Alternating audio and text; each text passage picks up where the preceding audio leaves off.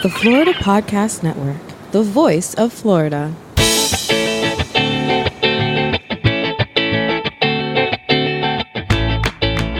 Welcome to episode 9 of the Florida Podcasting News Show on the Florida Podcast Network. Florida Podcasting News keeps you on the inside of Florida's podcasting industry. On today's episode, we'll be covering some places where you can go meet up with some fellow podcasters this month in person. Who would have ever thought of that? In general podcasting news, we will share the latest with two giants in the industry, Libsyn and Apple. We'll catch you up on the latest with our network, including teasing some really big news. And we'll close with a final tip on a myth we hear a lot about how often you need to release your podcast episodes. This episode is brought to you by Flintstone Media. Thanks for joining us. This is Jaime. And this is Glenn. Welcome back to a brand new episode of the Florida Podcasting News Show. Well, we're just coming off our 19th adventure with the Finding Florida podcast, where Jaime and I and her son, we all packed into an RV that was supplied by Freedom RVing. And we went down through Venice and then Punta Gorda and ended up in Fort Myers Beach on the beach in our RV. Catching shark teeth and crabs along the way. It is interesting. We did learn something. I mean, we'll talk a little bit about that. We learned a little something on this trip. We are obviously an audio podcast like most of you are. But we did more video, Facebook Live videos on this trip than we ever have before, and they did very well. So we learned that we need to do more of that. Surprisingly thousands of views, especially one where we had Jaime getting her hands dirty. We got a lesson on getting into a crab to get the one bite of meat out of it. We also got a lesson on hooking up a sewer line to the RV. Yes, apparently they're both a hit. And both of them did very well. So I think we learned we just need to do more of that. We need to make a point of doing more of it to support our show. I agree. But so now we're doing this show, which is released on the 1st and the 15th of every month. And the one that is released on the 15th is also accompanied by a newsletter packed with the latest from Florida podcasting news, general news, the latest with the network, all of that stuff. So you don't want to miss it. Go to floridapodcastnews.com now to be sure you are signed up. And with that, we will get into some Florida industry news. Alrighty, well, there are a lot of opportunities to go out and meet your fellow podcasters coming up this month in June. And starting off with one that I'm putting together, our next Palm Beach Podcasters Meetup is happening this June 4th. It's this Tuesday. And I'm really excited. It happens at 6:30 at the Venture X in Palm Beach Gardens. Same place it happened last time. We got a really, really good turnout last time. So I'm excited to see if we see some of the same faces this time, some new faces this time. But anyway, so I'm going to be doing a presentation all about how to structure your show when you're first getting started. So Paul did an awesome presentation about getting your studio set up. Like, what's the equipment you really need to get started with a podcast? That's what he did in the last one. Well, so for this one, I'm jumping in and talking about structuring your show. So if you have an idea for a new show and you want to figure out, okay, how do I really structure it? What segments do I do? How do I consider monetization when putting a show together? I'll be discussing all of that. So if you're in the area, I'd love to see you there. Go to palmbeachpodcasters.com for more information, and I look forward to meeting you. And then the next one, if you're more in the Central Florida, like around Tampa, then you can check out the Florida Podcasters Association. They have their general meeting coming up. As usual, it's the second Tuesday of every month. So this time it's happening on Tuesday, June 11th. So a week after my event.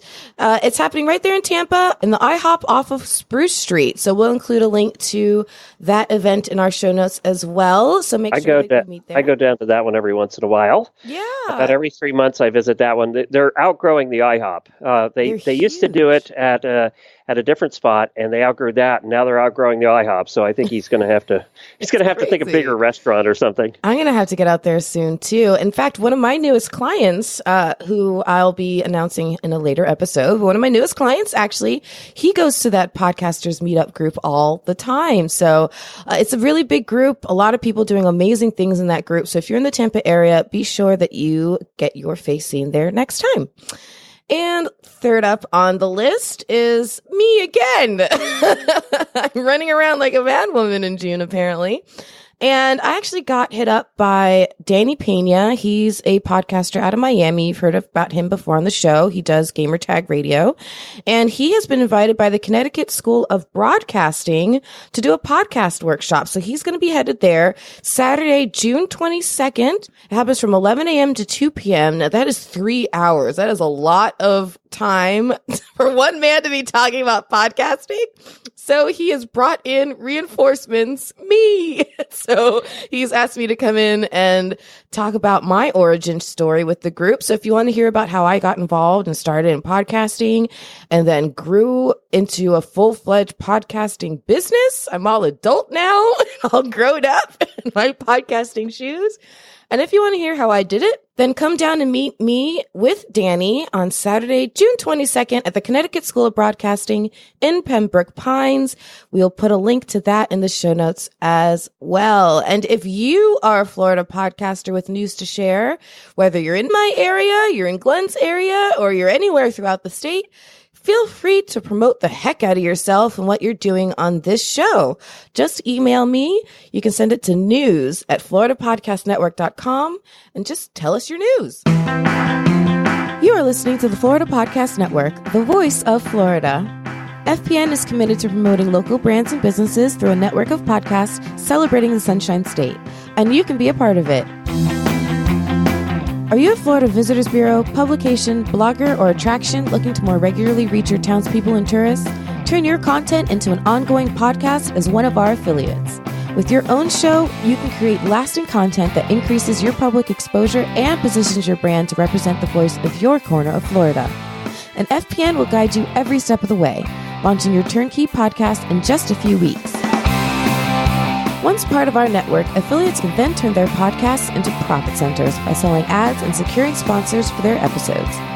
If you're interested in elevating your Florida brand and becoming part of the voice of Florida, head to floridapodcastnetwork.com/partner with us for more information, to download our media kit, and to reach out. The Florida Podcast Network, celebrating Florida one local voice at a time.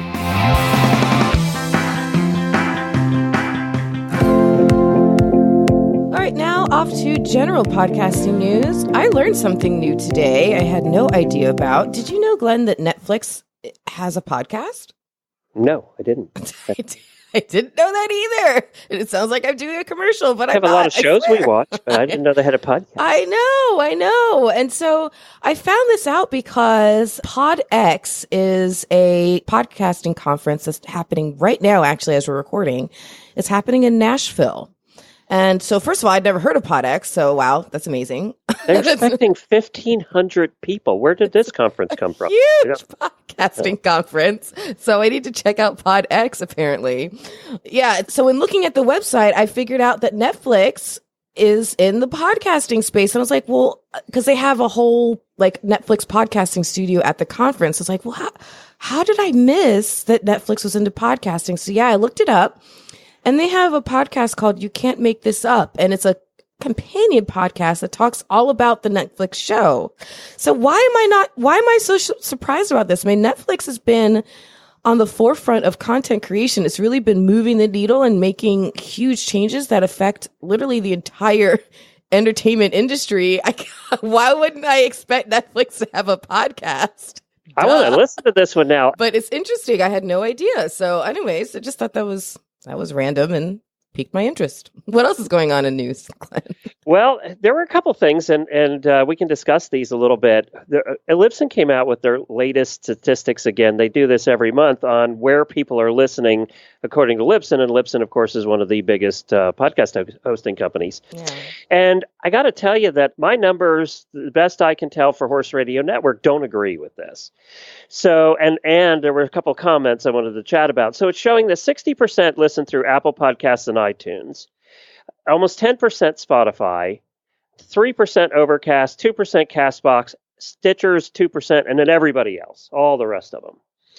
At Horse Radio Network, we're running about 40% Apple, And that's dropping every month. And then we have the others coming in. Spotify for us is only 1 or 2%. It's not very good. Mm-hmm. And then all of the Android and Google stuff is the rest, along with our app. See, we get about 30% that listen to our private app at Horse Radio. Yeah, that might change. And I think that changes it a lot. I think so, because a lot of the people who would go into Apple looking for the Apple podcast player would probably also be the same people who look for your or they're Android, and it's just an easier way than finding an Android app. Right. Well, what I'm saying, because you have a 20% discrepancy between your 40% estimate and what Libsyn is showing at 60% for Apple. So it could be that your app is pulling some of that number down. Who knows? I don't know. James Cridland, who does Pod News, he says, I'm not saying that I don't believe these numbers, but whenever I see breakdowns of individual shows on other platforms, they never look like this. Apple isn't as large. I'm not saying I don't believe these numbers, but I don't believe these numbers. Exactly. And what he did say is Apple isn't as large and Android apps do significantly better based on what demographic you're trying to reach. So That's I think true. I'm reaching this very specific demographic that has changed it. So I think it definitely depends on demographic. I completely see that, because I can see how there's certain shows that really pull in, the over 40 crowd or the under 25 crowd or what have you. And their listening patterns are probably very different between each other.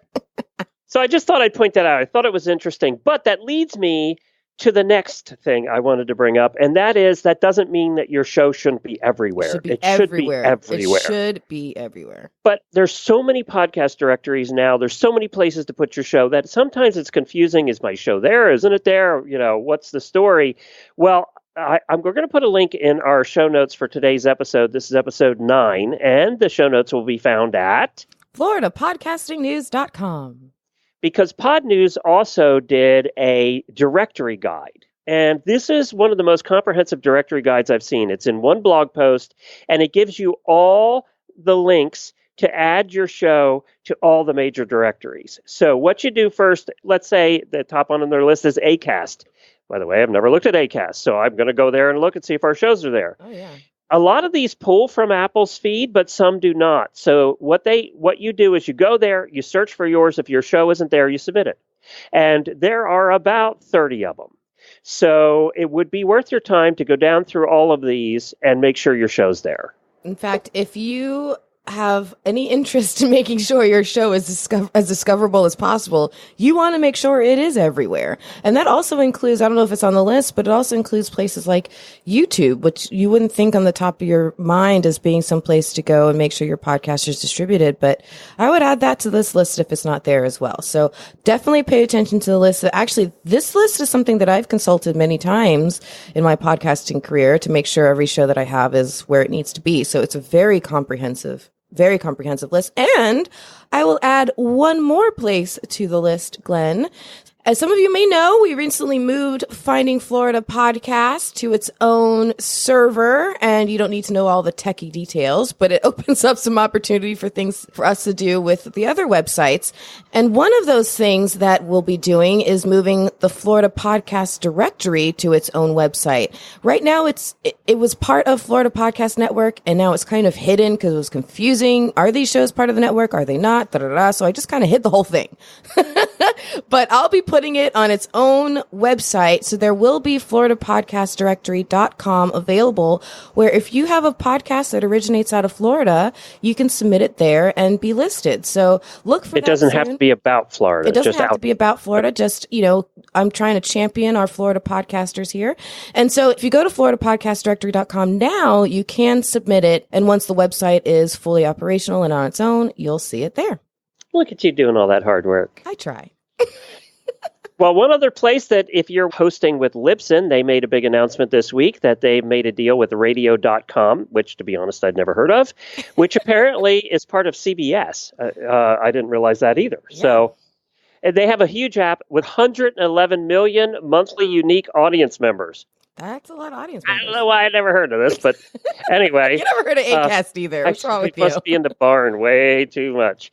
So you can go into their destinations tab, right, in Libsyn and then sign up. Yeah, one awesome thing that Libsyn does is they make a point to try to have as many distribution partners as possible in their destinations. So when you go and publish an episode through Libsyn, you can automatically get it sent to all these different places. You know, like they added Pandora, I remember last year, and iHeartRadio is one of their destinations. So yeah, looks like radio.com is one of their new destinations. They made it really simple and easy. So if you have... Yeah, it took me 2 clicks. Yeah, if you have a podcast on Libsyn, then you can have it sent straight to radio.com. Actually, it's on my to-do list for this weekend to go through and send all the podcasts that I manage over to radio.com. Yeah, I only have 17 to do this with, so it's like... I'm amazed you didn't ask me to do it for those 17, to be honest with you. You didn't get that email yet. The other thing is our friend Kate Erickson did an article about Apple Podcasts is finally updating new and noteworthy again, and the What's Hot sections. It was kind of dormant for a couple of years. I think they just didn't put any resources in it.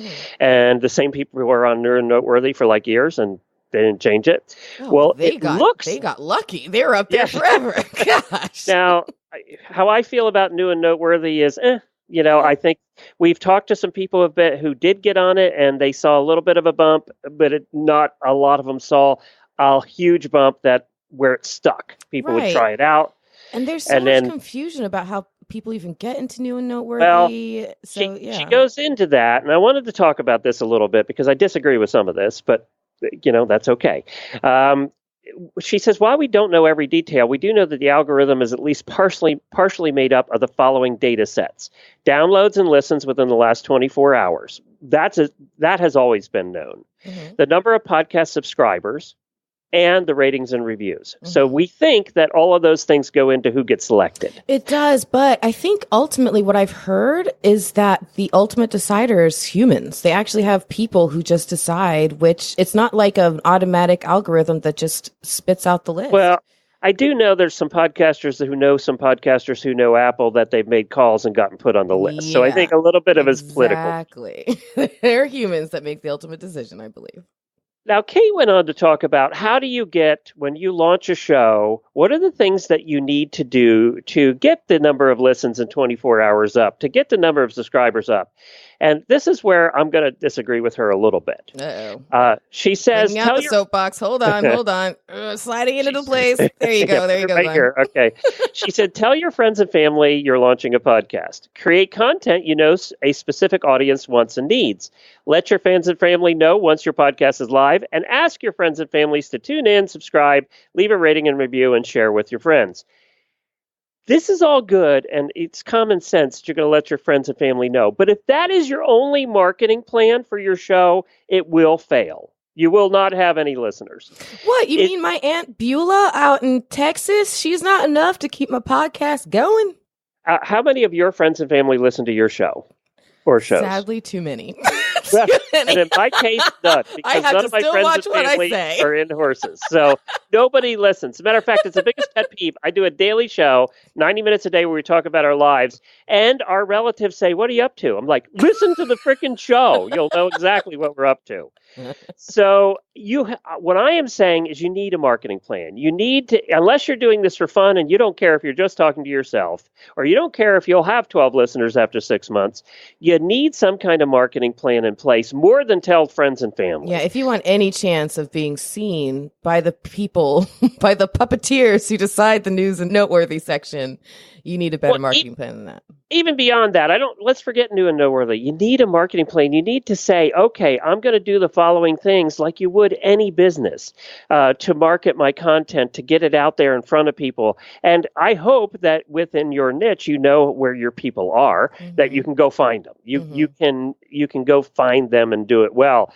I'll give you a perfect example. Our friend Steve does a hiking podcast, and he went and asked permission to post on all the Facebook groups. This is the key. He asked permission to post his show in the Facebook groups when it comes out, and the groups agreed. So he does that, and he has the #1 hiking podcast now because he goes to where his audience is. Yeah. Now, he's actually hiking the Appalachian Trail all 2,200 miles right now. He's that crazy one. And he's meeting a ton of people along the way who know his show. So there you go. And she also says if you have an existing audience or following, all the better. You'll want to repeat the steps above for them as well. I'd say go well above and beyond the steps above for them as well, especially when you have an existing audience or following. So as an example, we have a new show that's coming on board. We're going to be announcing it soon, but it's a new show that's coming on board. And the guy behind the show already has a really, really good following. Right. And so he just needs help getting the podcast off the ground. And so what we're doing in figuring out his marketing plan, figuring out how to launch it, is digging into all the people that he's made connections with in the past, all the people that he's interacted and created content with and for in the past. How can we get them involved in actually being part of the show, especially in these early episodes, that'll allow them to really champion each episode? I mean, imagine how many more listens he's going to get when he has 3-4 people in his field that he's already connected with now promoting the episode on their social media as well. So really get creative. We're figuring out the segments that we can use that'll really make the show the more marketable and profitable. So there's a lot more you can do. But if you have an audience or following and you're launching a show, get them involved in the show content itself. And that's what we talked about that earlier in this week. Jaime and I did about building relationships, about how that hasn't changed in the last 100 years in sales. And what you're doing is trying to sell your show to somebody to listen to it. And sales hasn't changed. You're still building relationships with your listeners, in our case, with other brands, with magazines, with newspapers, with whoever we can get on our side, on our team. And we're building relationships with them to help them promote our show and to give them a reason to promote our show. And that's where you see growth. That's where we've seen growth with the Horse Radio Network and with the Florida Podcast Network. It's all through building relationships. I can see this developing into a future tip. We need to do a tip on marketing. So note to self, future tip. Flintstone Media has been the digital bedrock of several Florida brands and businesses. Serving as a highly resourceful podcast production house, work with a leader in Florida's podcasting industry and add a podcast to your brand's content offerings. From setup through recording and distribution, Jaime will lend her experience producing over 500 episodes and make the process of creating your show simple and easy for you. Visit flintstonemedia.com for podcast samples. That's flintstonemedia.com.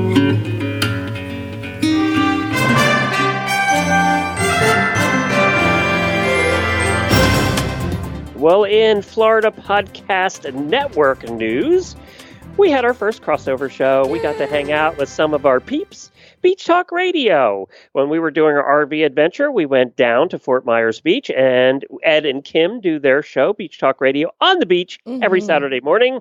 And we got to go hang out with them at the beach. It was so neat. I mean, what a moment. So it was the first time that hosts on one show on the network got to be guests on another show on a network. And I was pretty proud to see that milestone be hit. So that was pretty exciting because I know that's something you guys get to do quite a bit on Horse Radio Network. And I felt like a sign of maturity. We were growing up a little bit. It was fun. It was fun to do. And they're lovely people. So we ended up talking to them for hours after. It was a good time. It was a good time. So if you go to Facebook and you go to Beach Talk Radio and check out their videos, you can actually see us. So it's from the May 18th Facebook Live. That's about an hour. And if you jump about a half hour into it, you'll see Glenn and I there. And so it was our first ever FPN crossover. So I was very excited about that. I got to talk to Ed for quite a bit after. He's a very smart dude. He comes from the radio side of things, and we had a really good conversation. And can I give a plug for his newsletter, too? It's the Podcast Business Journal. He is the one that edits that. So we get a lot of our news from there that we do on this show, and I read it every day it comes out. So Podcast Business Journal, Ed's a smart guy. And actually, Jaime and I are going to be writing some articles for that pretty soon. Oh, well, good to know. Basically, I'm going to say, do this article and you're going to write it. See, I love this show because sometimes I get the news. See, if I say it on the air, you can't say no. Darn it. So thanks, Ed and Kim. We had fun. Moving on.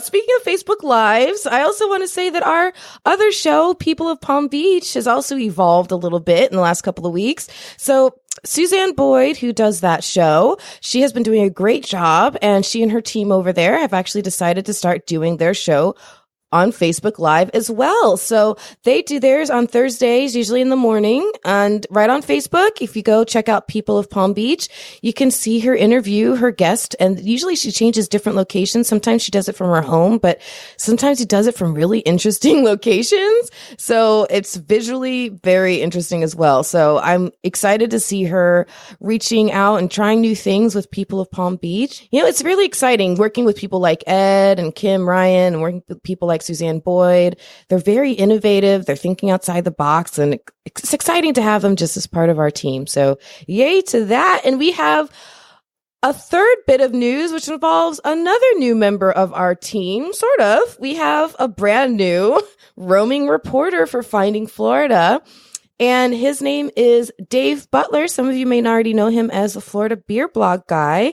So yeah, he's our newest roaming reporter. I'm very excited to have him on board. We shared his first submission featuring Ocean Brews and Blues Beer Fest in Deerfield Beach on our latest preview episode, which was episode 19A. So go check him out.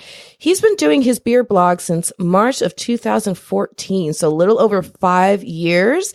And you can find it by heading to floridabeerblog.com. He's talked about beer literally all over the state and has all kinds of awesome reviews. So if you go to his blog and you want to check out a craft beer place near you, you can find one.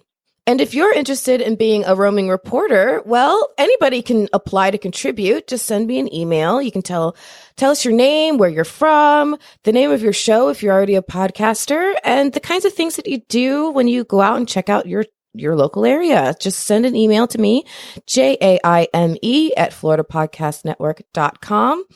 And one more thing, even though he has only had this one submission so far, Dave has already parlayed this one submission as a roaming reporter on Finding Florida to an even bigger opportunity for himself. So we're going to share that news too, because we love to talk about all the cool things that people are doing in Florida. So keep watch on this space for some big news coming soon about Dave and the Florida Beer Blog. You can follow our social media and subscribe to FPN's All Shows feed. Just look up Florida Podcast Network on your favorite podcast player so you don't want to miss being the first to know what his big news is. We're very excited. And also on the Florida Podcast Network, we're adding current local shows all over Florida. So if you have an interest in doing a show in your hometown, whether Tallahassee or Pensacola or wherever you're at, let us know. We're looking at boarding new shows right now, local shows about local areas. We have this goal and dream, and I think we're accomplishing it now, to make the Florida Podcast Network the place to go when you're looking for a show about Florida and about a place in Florida, kind of replacing local radio that's going away. And so if you'd like to work with Jaime and I on that, then get a hold of one of us. It's Jaime, Jaime, at floridapodcastnetwork.com, or Glenn at floridapodcastnetwork.com. And you can also go check out the website, floridapodcastnetwork.com/partner with us, and get our whole media kit and all the information right there. We'd love to hear from you and have you help us build some awesome shows throughout Florida. And with that, it's off to hear a little bit about why you should work with us, because we kind of are experts and we know a little bit about what we're talking about. So we're going to get into our next final tip.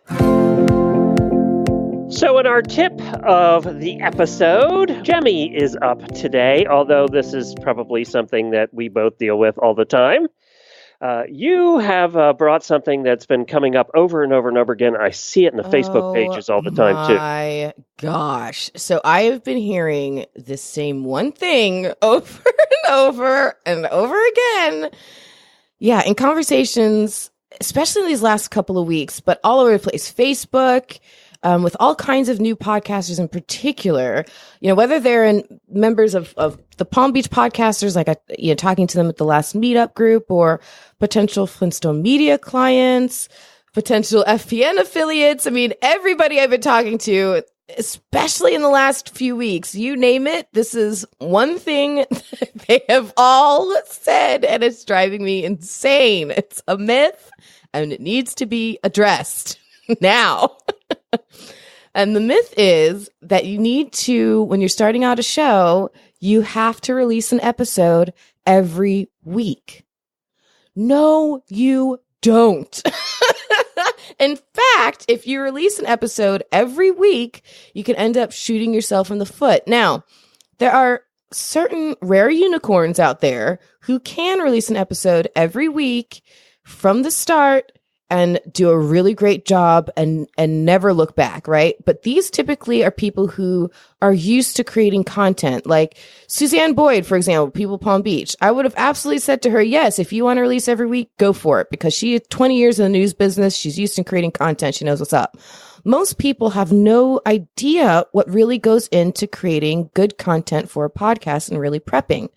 So if you release a show every single week, it becomes overwhelming, because think about all the pre-show prep, and then you have to find time to record and book guests and all that, and then all of the post-show stuff. So there's a lot that goes into it.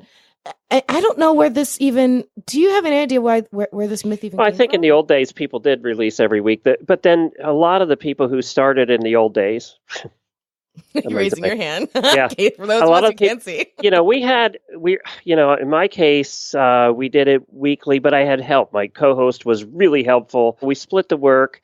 And then a lot of the people who got into this and did it weekly had help. They had people that were working Right. with them, or their co-host was very helpful. They weren't doing it themselves, or they had time to do it. Plus, I think back then, the production quality, the bar wasn't very high. I mean, let's be honest. It was a lot just, less than it is now, that's for sure. Yeah, and so now we have so much more we need to think about when it comes to putting out a really well-produced show, and that takes time and work. A couple of years ago, matter of fact, I think it was the year I met you at PodFest, I said, somebody asked me on stage, I was doing an opening keynote or something, and somebody had asked, how many hours of pre and post production for every hour you're actually talking in the mic? And now I was Honestly, taking first of all, kudos for them for even asking that question, because most people don't even think about that. And I said 8 to 10. And I got a lot of people gave me crap that said, I only spend an hour or 2 hours. It's not 8 to 10. And then I started asking them, are you including the time in prepping and finding your guests and the research about that? Mm-hmm. Are you including all your marketing, posting it everywhere, worrying about posting it everywhere, looking at your time, looking at the your hosting account every 10 minutes? Takes forever. Well, that takes forever. We're not even into that. But you're in your Libsyn account, looking at the numbers every day for an hour, studying them, with a magnifying glass. All of that, everything you do about your podcast, when you run a business, you have to take a look at everything. Mm-hmm. And your podcast is kind of a business, even if you're not making any money, because you want to have listeners. That's our goal. Right. Everybody wants to have listeners. That could be your revenue. Your downloads are your revenue. Yeah, and it might be supporting something else that you're selling or doing, but you have to take all the time, and they don't. Mm-hmm. They spend a lot more than an hour a week thinking about their podcast. I'm sorry. They do. Yeah. And when that realization hits them 7-8 episodes in, which seems to be like the golden number, they do what we call pod fade. And we don't want people to pod fade. And so we want you guys to stick in the game. So if you're a brand new podcaster, or if you've been doing it for a while and you feel like you're running yourself raw because you're releasing every week, then cut back, do it every other week. I remember when we met, it was one of the first questions you asked me. You said, how often do you release episodes? I said, well, I think I said pretty confidently, because I didn't want to hide how nervous I was talking to you. I was like, well, I release every week. All right. You're like, are you consistent? That's when I was like, well, sometimes it's every other week. I've been struggling the last couple of months. And you cut me off. You said, all right, every other week. That's what you're doing. I'm telling you, it changed my world. It made the end product so much better, because now I had time to really devote to crafting every episode. And I'm telling you, my downloads skyrocketed in comparison to when I was releasing every week, because the product was so much better. And I had renewed energy and winded my sails. And time, actually, one of the biggest things and my foot up her butt. Yeah, your foot up my butt. One of the biggest things I gained was time to be creative. And that allowed me to make a better show. So well, it took the stress away. When we get people that contact us for Horse Radio Network that want to do new shows, and we're getting a lot more now than we ever did in the past, I won't let them start weekly. I just won't let them. They start every other week, and this is what I tell them. You start every other week, and most of the people that are wanting to do shows with me also want to make some money. So we start every other week, and I tell them, when you have enough sponsors to support that show every other week, that then we run out of room and we need to go weekly, that's when we'll do it. Right. People pod fade a lot less if they're doing every other week than if they're doing weekly. And they pod fade a lot less when they have sponsors paying them to do Yes, exactly. When you're actually making a little bit of money and you can tell your spouse, there's a reason you're taking all this time away from the family to do this show. That makes a difference too. It does. Family pressure makes a huge difference. It does. So, and you'll get a lot less of that if you release every other week instead of every week. Now, we tested once a month and that didn't work. Right. There wasn't enough there to build an audience. What we found is twice a month, every other week or twice a month is perfect. And so all of our shows now, just to keep it easy, start twice a month. Now we have them release on a consistent date every month. That's important. So like some of our shows go out the 10th and 25th. Some go out the 15th and the 30th. Right. Like this one is the 1st and the 15th. Right. But being consistent about that's important. Don't get lazy about that, because they'll get to know when your show is coming out and they look forward to it.